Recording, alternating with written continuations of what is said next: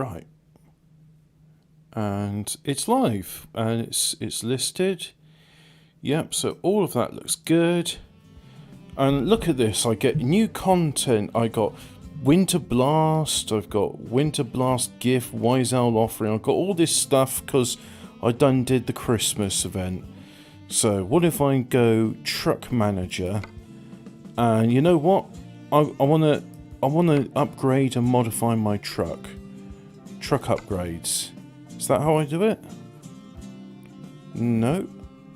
Although there is something.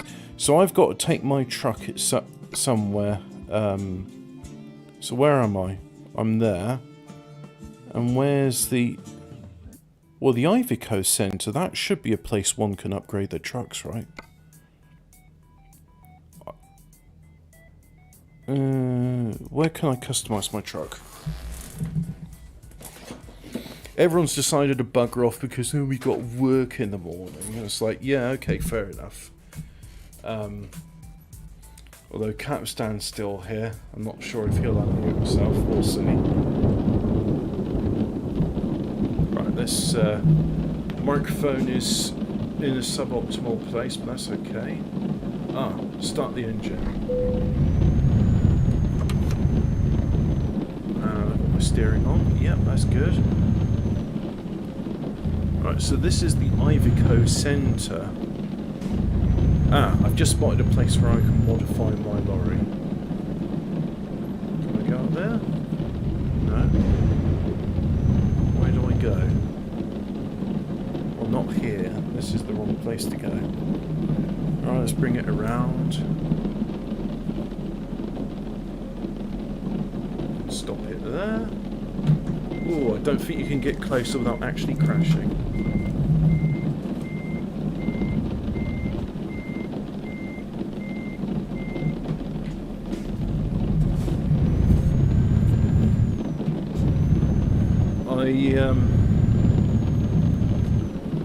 I didn't really feel like covering the news on the Sunday show.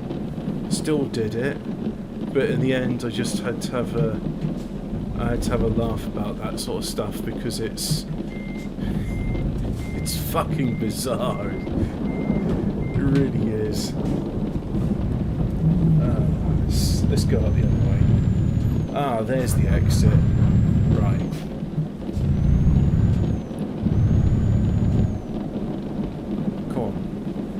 Eventually find the exit.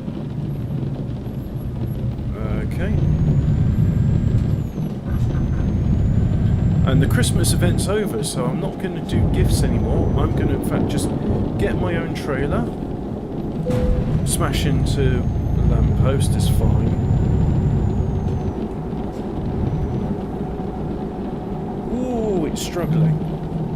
Yeah, I shouldn't be going so fast, but at the same time as I should be going so fast, if I go faster, it just smash out of the way.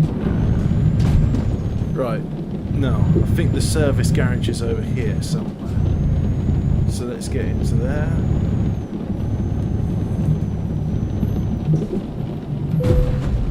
Smash! Oh dear. And I want to buy a trailer as well. So, American on, let's repair and upgrade and do all that stuff.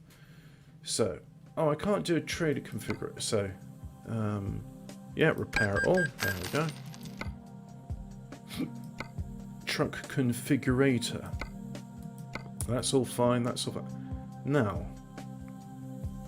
I don't want to do the 8x4. That's only heavy loads. I'm tempted to go back to 4x2. Much better for normal cargo. If I do the mid-lift... What's tag lift? Tag lift is apparently... It's more manoeuvrable than mid-lift. So how does that work? It's like... You can put the extra one... I don't understand the point in the tag lift. Like...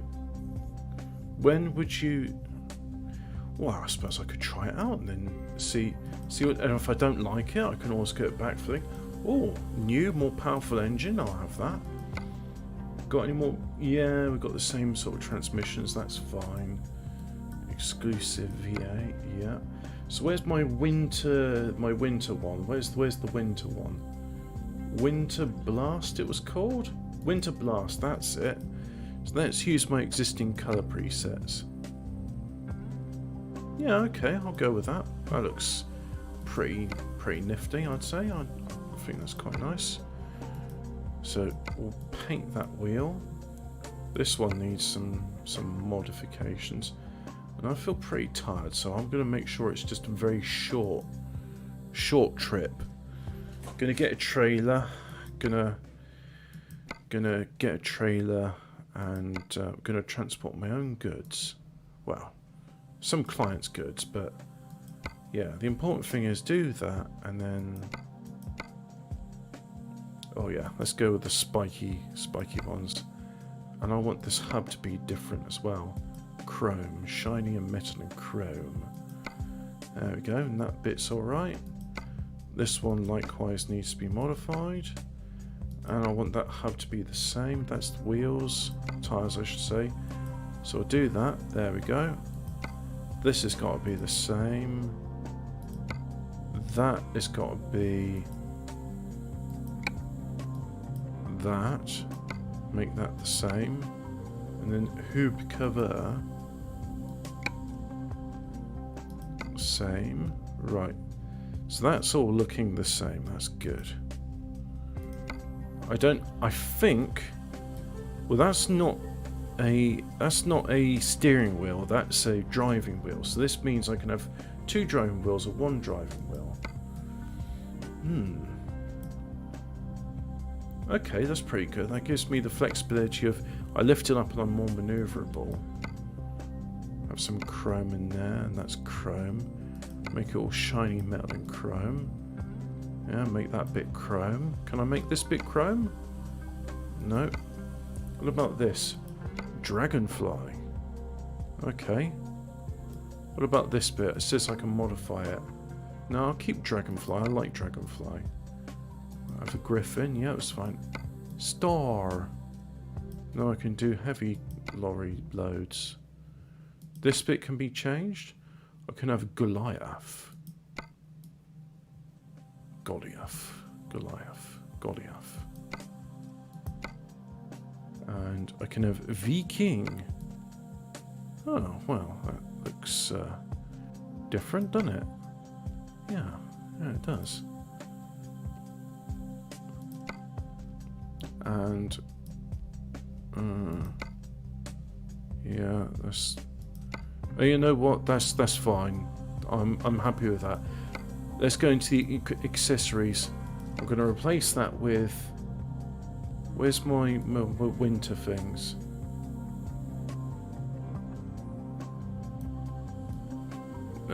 You know what? It's fine. It's fine. Put a pillow there. Ah, that's right. So I can have Euro Truck Simulator. The Wise Heart. That's the owl one. That's the thing I want. I want that because I'm.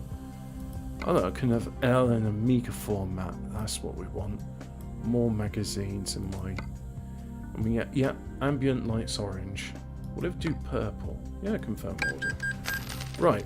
So now, I want to purchase a trailer. Purchase a trailer.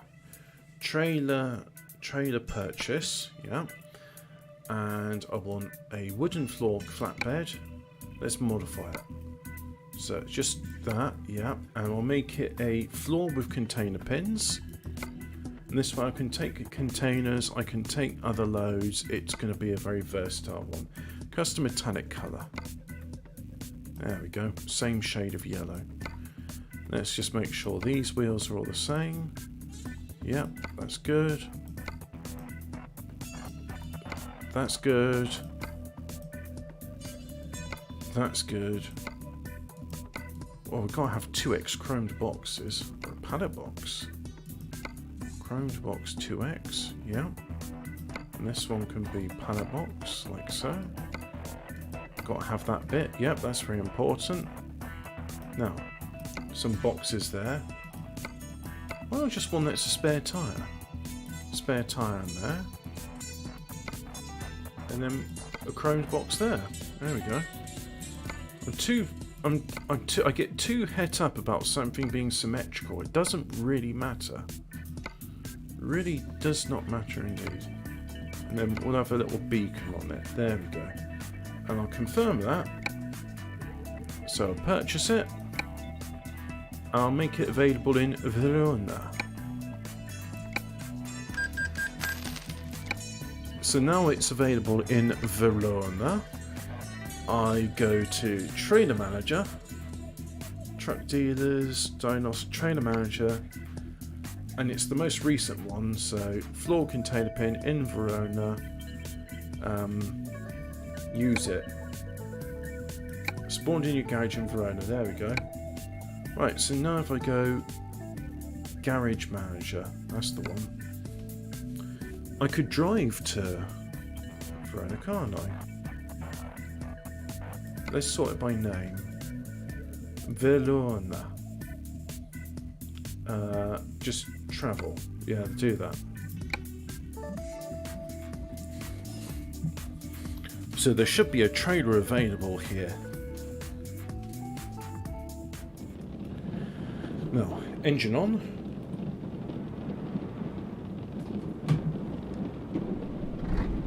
Right, that's the engine on.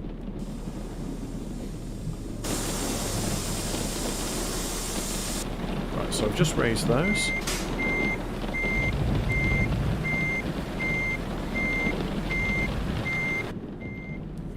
Okay.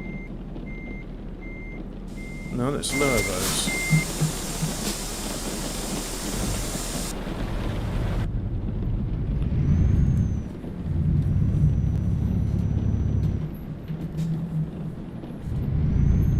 My trailer's behind, that's good.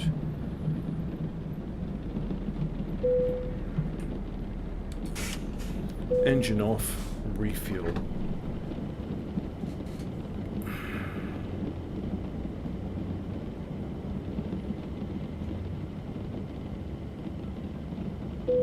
There we go, 435 litres, just like that.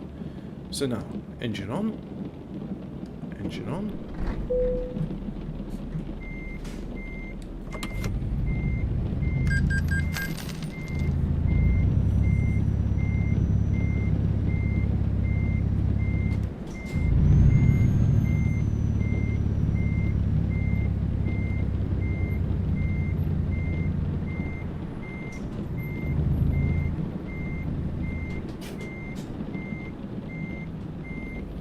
Back into the first reverse gear and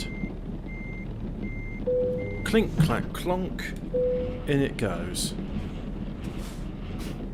Right, so I now have my trailer on there with its container lock, twist lock pins. So let's put the windscreen wipers on and go and job market. So go to external market. What we got?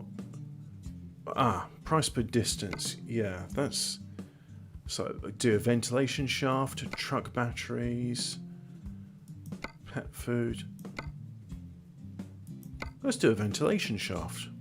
I mean, that's well paid and it's not a long distance. Yeah, let's do that then.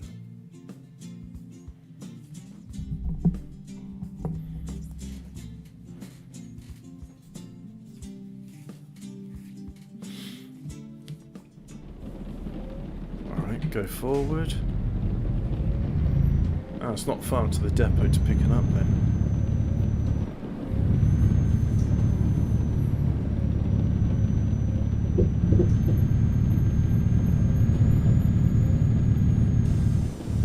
Raise up the other two drive wheels. Oh, that's the point. I've changed the configuration. Still the same amount of miles on the clock, or kilometers on the clock, but let's change.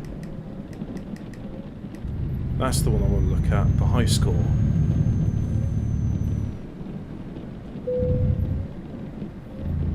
Right, let's try and get this trailer in. So go like that. Play Terminate Resistance like a normal person. I don't even know what that game is. And anyway, I'm a normal person. Didn't you hear? I got my autism status revoked. Apparently I'm a normie. So yeah, no more autism for me. Because you don't know how to stream, and when it says go live, you don't go live. Yeah. Or maybe my autism means I don't just have a magic ability to do all IT perfectly. Maybe my autism means I've got specific interests in one or two subjects and not in all subjects. Or maybe it's possible to be good at a little bit of IT in some areas of computing, but you don't have interest in other areas of computing. Maybe that's possible. Maybe that's a thing. No, go the other way.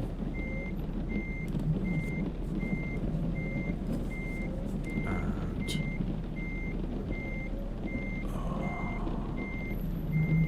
come on, that's in the drive bay. That's in the loading bay. There we go. Right, so handbrake on, engine off, loads the trailer.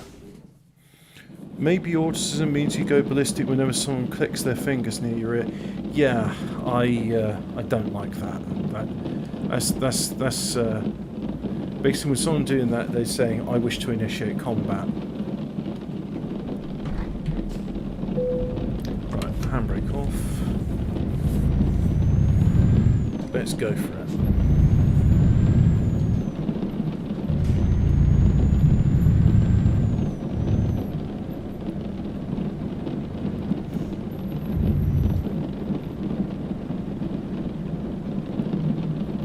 Just going to raise up the other wheels and go the wrong way. That's fine.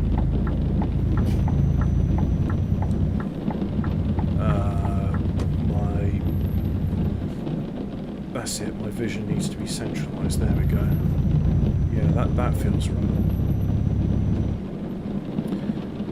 I want some lights.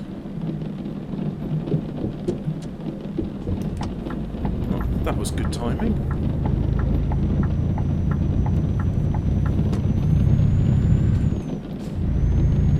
Is it 50 here? Yeah, it must be about 50 here.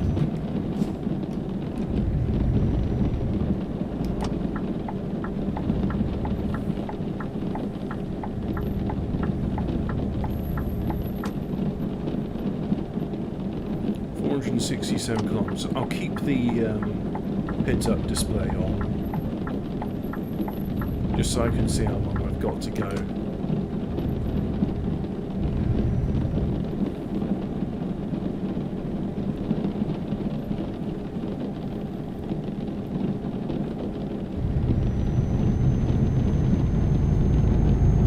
Oh, speeding up just in time to get to the toll road.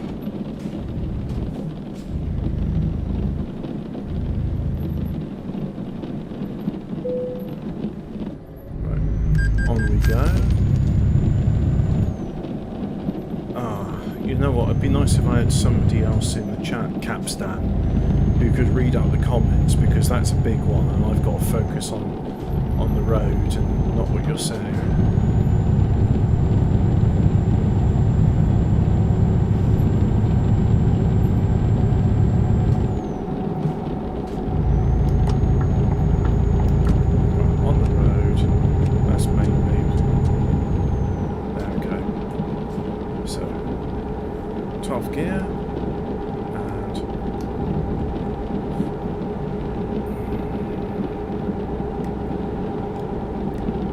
Speed. So let's keep it on the high score. 42 litres per minute. Yep. Right, so I've got to go out on the first one. Rightio. So the leftmost. No, not leftmost, the outermost, which happens to be the one on the right. Far right.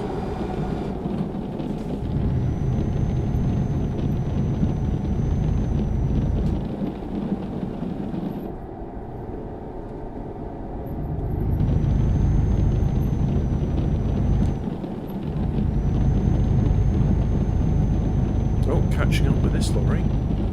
Now what do I do?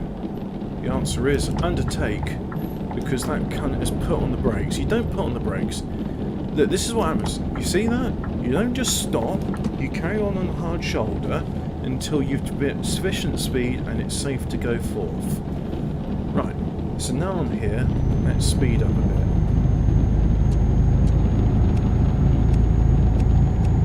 There we go. I thought it was a bit dark. I just have the daylight lights on.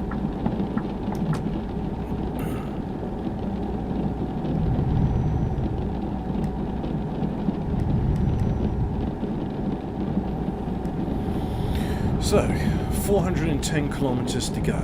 Rightio. And I'm currently idling at 12-13 litres. So let's lift up my extra wheels. Are people going to claim to be Capitol Hill assault survivors? And every year there's more of them, and the rioters use masturbation machines, etc. Well, it'll be interesting to see what history revises the event to be.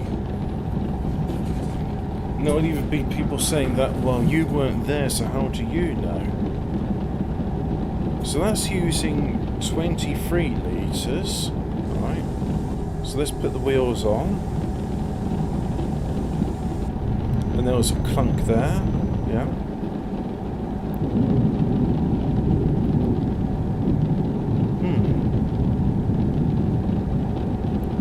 The numbers keep going up over the place. I would assume that if you're using just one set of wheels, there's less drag on the engine, therefore more efficient and also more manoeuvrable. But you have two sets of wheels if you're delivering a really heavy load that needs it. Really not sure on that one. So I guess it gives you the flexibility of, do you want more torque or more efficiency? So normally you'd have the wheels lifted up. Yeah. Okay then, Doke then. So just carry on and do this for another 365 kilometres. Hello someone else in the chat. I felt like doing a, seeing as it's post-Christmas, so I'm not delivering Christmas gifts anymore. I'm delivering ventilation shafts from one part of Italy to another part of Italy.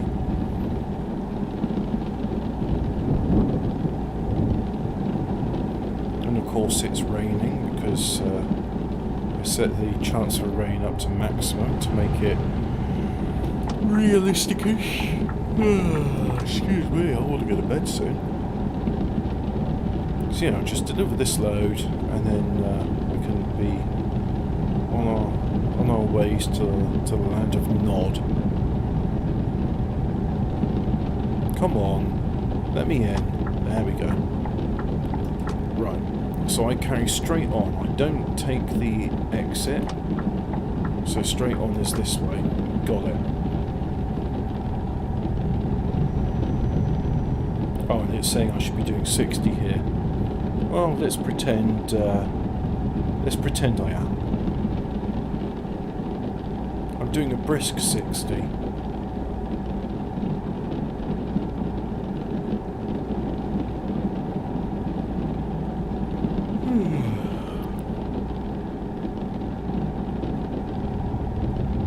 See, that guy's going to go there, and I'm going to go behind him, and I'm just going to take this lane here. Because it looks like I'll be overtaking him. Yes, I will be. Except, what are you doing? You're going to do the same speed as me? Yep, we're both doing 80 kilometers an hour. Alright. Well, I guess I've got a travelling buddy for the next who knows how many kilometers. No, he's buggering off.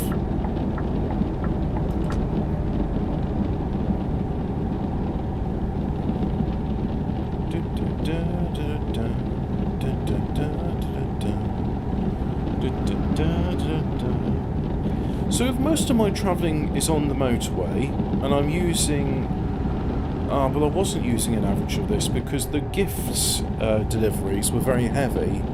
And this ventilation shaft, I mean, it doesn't weigh nothing, but I'm guessing it used a lot less.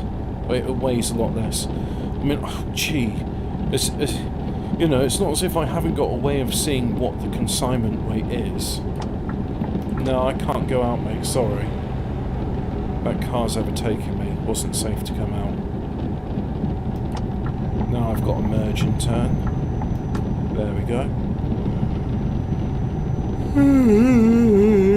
Excuse me. So despite it raining, the temperature's still 26 degrees. I said it before and I'll say it again. I really hope they... I know they're all keen on, like, oh yeah, we want to put new areas and of, you know, we want to put Spain and Portugal in the game. Good. I too look forward to seeing Spain and Portugal in it. But I would really like a more accurate thing of, if it's raining, then it's not going to be 26 degrees. Like, just saying to say, yeah, it's 14 degrees or it's 1 degree. Or if it's less than 1 degree, then it's snow. Or, here's an idea. You build it into the game itself. Go to AccuWeather. You have like some sort of API which takes information from AccuWeather. You could even say it's part of the official game. And you just say, allow regional up-to-date weather. So, yeah, the time in the game will be accelerated, but the weather won't be. So, you're driving along and AccuWeather says it's currently foggy in England and it's -1 degree. Well, that's what the temperature and weather will be like in the game. Or you're in Italy and it's 5 degrees and it's a clear sky or it's raining. Now, how about that? Although recently it was snowing in Italy. I saw this snow in Rome on the ancient Roman buildings like the Parthenon. And the reason I mention this is years and years ago somebody did a mod for GTA Vice City and they never updated it for San Andreas. And this mod for Vice City, what it was is it was like a mega train and like had 130 options or something like that. A lot of them was like, yeah, spawn this vehicle. But they would even have like things like, they did the Carmageddon cheat where you could have a solid granite car. So your car would like collide with other cars and they'd go flying because you had just great inertia. But one of the features on it was use real-time weather. And you put in like a zip code, coordinates, a postcode or a town, and it would pull information from AccuWeather.com and then go, oh yeah, weather in your place, it's freezing fog, -1 degree. So in Vice City it would make it foggy. Or if it was sunny, it would make it sunny. And it also like lock the game time to real time. So instead of the game time being like 1 hour in the game is 24 hours in real life, or 20 minutes in game is 1 hour in real life, it would be like, no, it's 1 minute in real life is 1 minute in the game. So if you're playing it around about sunset, you could watch the sunset in the game, and then you could look out the window and see the sun setting. Yeah, it was good stuff, that was. Back when I was playing Vice City, I had a... Are we doing this, are we? I need to... Foot on the brake, foot on the brake, foot on the brake, don't crash into the police car. I kept putting my foot on the brake and it's like, no, you were putting your foot on the clutch. I like having my feet, how do I explain it? I like crossing my legs and not having my feet there. Did I explain myself well? Yeah, I explained myself well enough, I think. Right, let's overtake this guy.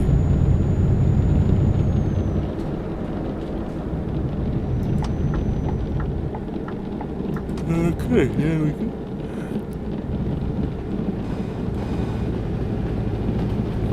that's 80 kilometers an hour.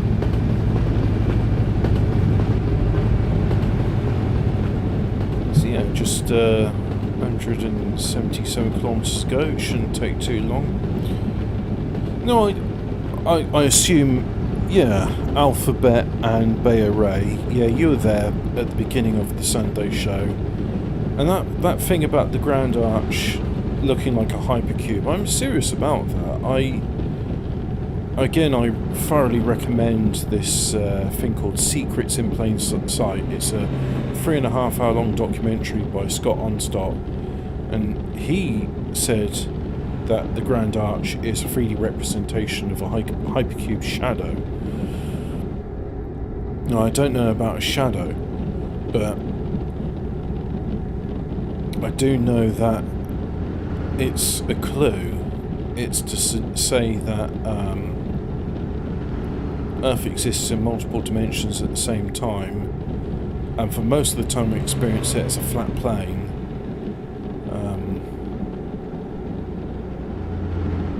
I don't know if there's a dome at the top of it.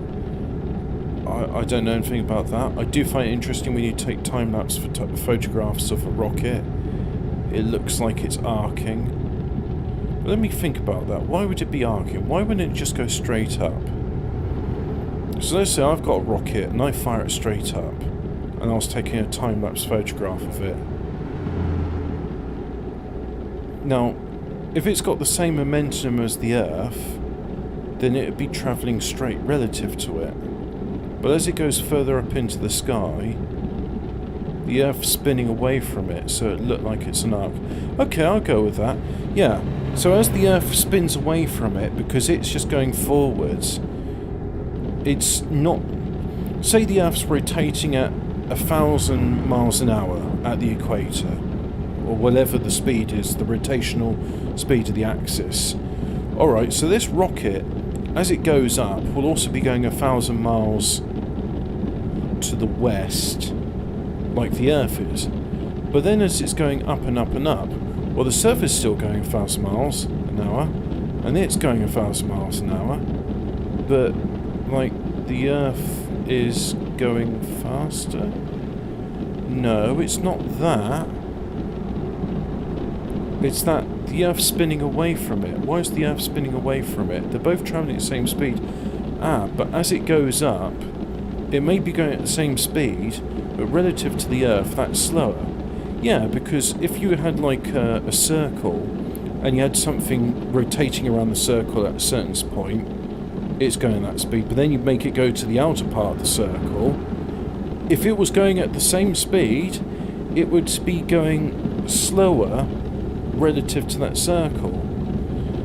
Yeah, okay, I'm satisfied with that answer. So that is why if you take a time-lapse photograph like they have been doing with the Falcon X launches, it looks like the rocket's going in an arc, it's not going in a straight line.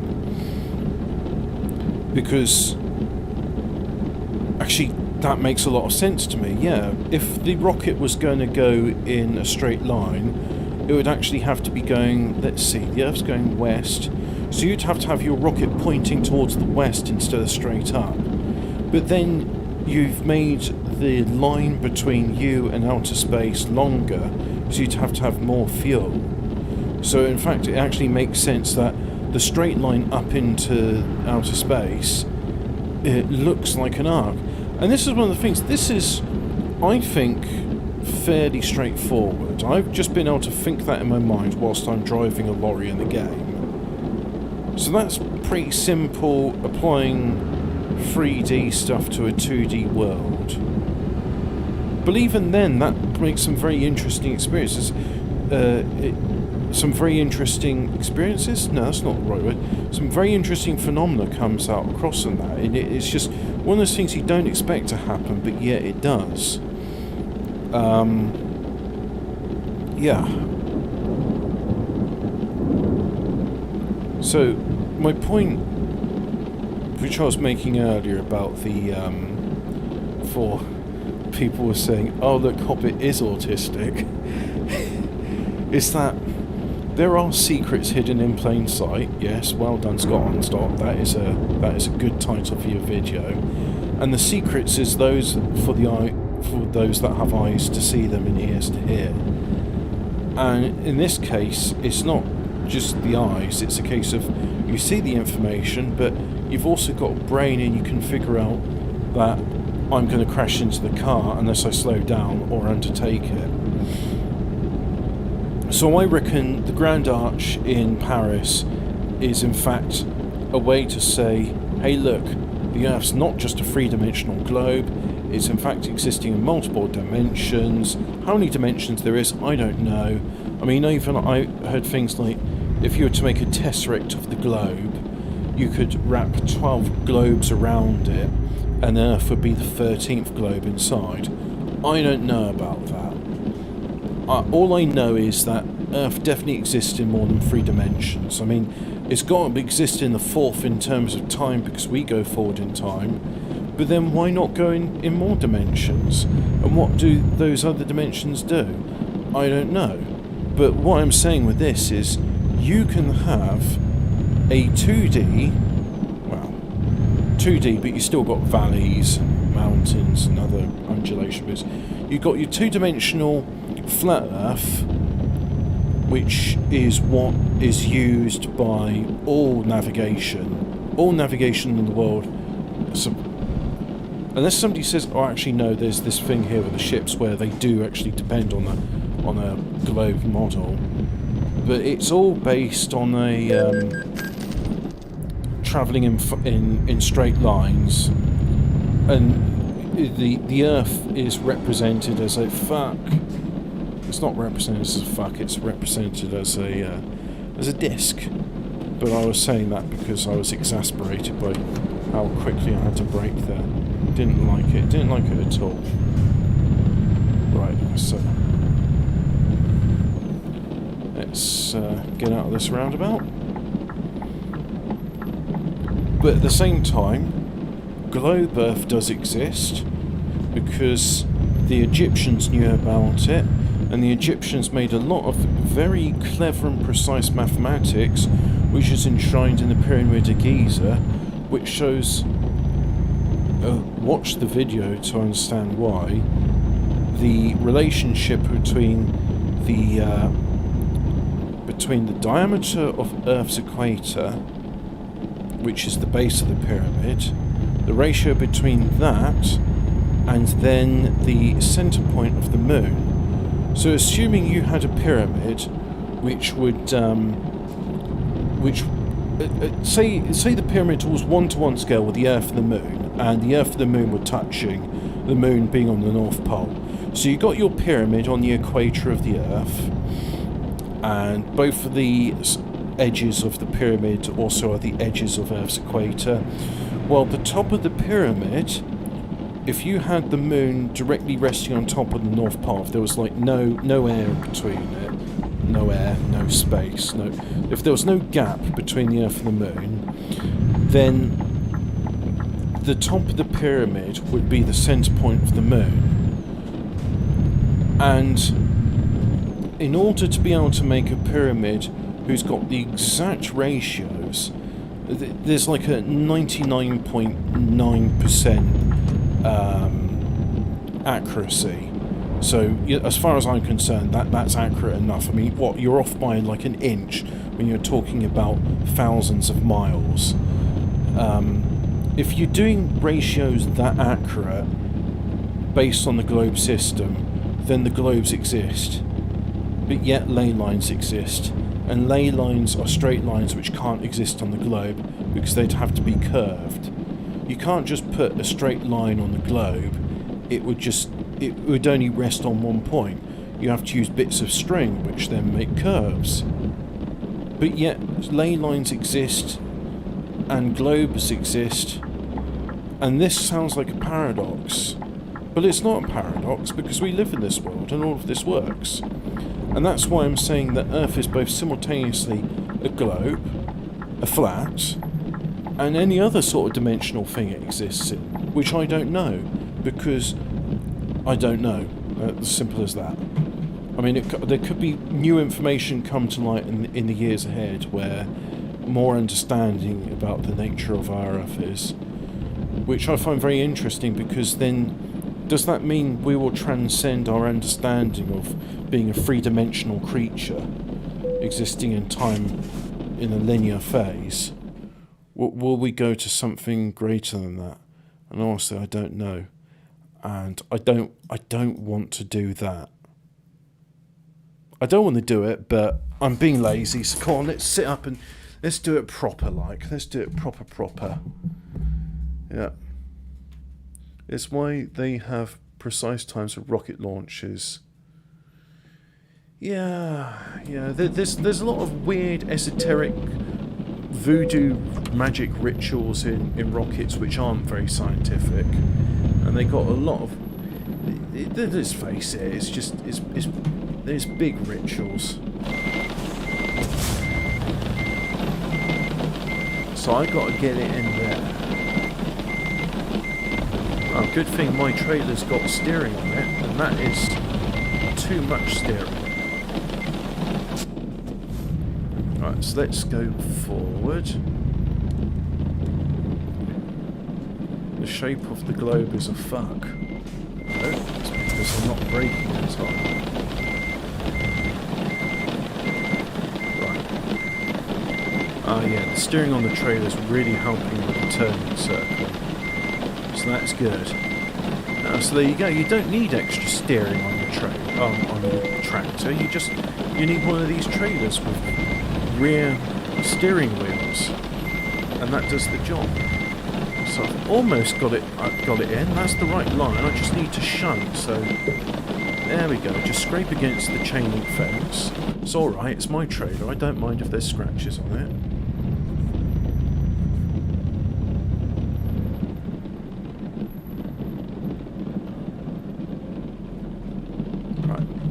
Let's do that again.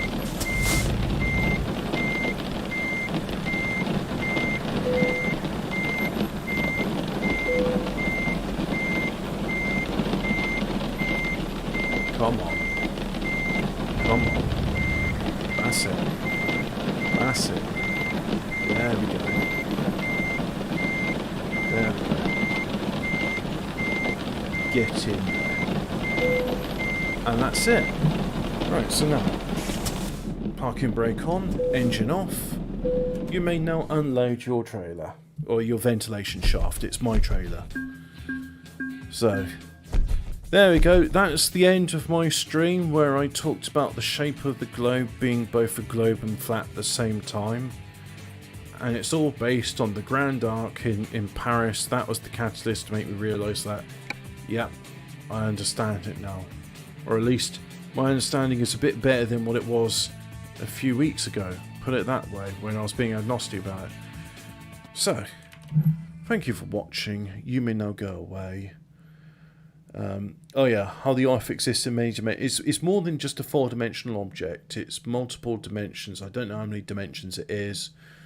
But hey, just rewind, watch it again, and then sort of towards the last 100 kilometers, that's where I get into talking about the shape of the Earth. Bye.